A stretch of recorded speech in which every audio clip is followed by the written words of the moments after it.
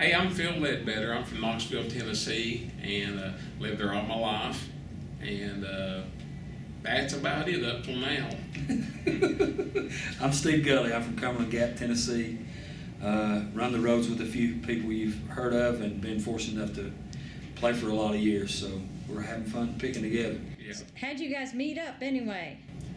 It's a funny story. You want to tell them? We were age 12 in East Tennessee. I was in my dad's band playing traditional country music then, and Phil was at the same show I was, playing one of his first appearances in front of a crowd playing dobro with, of all people, Josh Graves. So we struck up a friendship then, and we're both 50, so it's lasted that long, and we hope it lasts for a long, long time. We've been buddies since our childhood. Long time. So y'all have been getting into trouble for a long time then. Yeah. Unfortunately for the other people involved, yeah, we have. A funny thing about the show he talked about that we first met at, Josh Graves was one of my heroes playing the dobro, and I finally knew he was going to be in town. It was my first night to get to ever see anybody famous like that. So I laid out of school that day to go over to, and back then I had a full head of hair. I actually had a lot of hair, but you did. It's all gone now. I don't know what happened.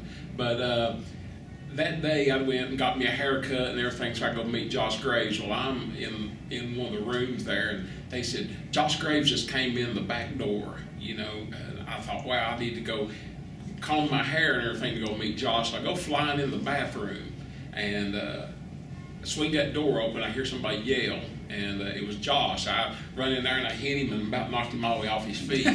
And Your hero. it was funny, but still, I was too stupid just to leave. I sit there, and the man was trying to use the bathroom, and I'm sitting there shaking his hand and talking to him about picking and everything. But I was 11. so I didn't know any better. So he was a good sport about it then. Yeah, he was. He didn't have much of a So choice. it was a multi-stall bathroom, or was it one stall bathroom? I think it was like a single job, but hey, it was Josh Graves. I was gonna make sure I got to talk to him. So he hadn't got started doing anything yet. He just basically walked in and was locking the door, and it was like boom, you know. So I don't know. He probably drank a lot of Gatorade on the trip down, or maybe some of that what do they call it? Some of that good corn juice. Yeah, maybe. that's what he may have had. We are from the South. We are. So y'all ever had any interesting gig moments? Odd things that have come along? Odd characters y'all have run across? There's so many of them. I don't know. I don't really know where to start. But there have always been one of the things that draws you to bluegrass is you don't make a lot of money, but you meet the most unique individuals probably on the planet. And I think we both had experiences in that regard. I don't know where to start except that I think bluegrass is the only place. I remember this fondly. In 1982, the World's Fair came to Knoxville, Tennessee. Bluegrass was a vital part of the festivities, and my father and I, along with world-class mandolin legend Red Rector and great banjo player Don Stover from the Lilly Brothers, and all those great songs people still play of his, we performed at one of the venues there inside the park on the World's Fair. And this is not really a telltale story, but it kind of shows you where bluegrass people are.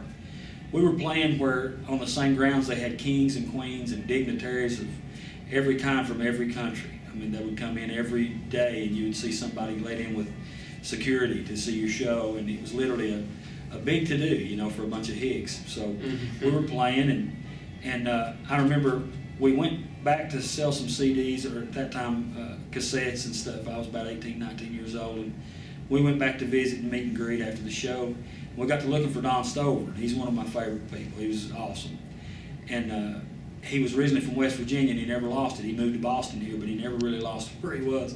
And I remember on a hot summer day, we got to where we knew where to find Don.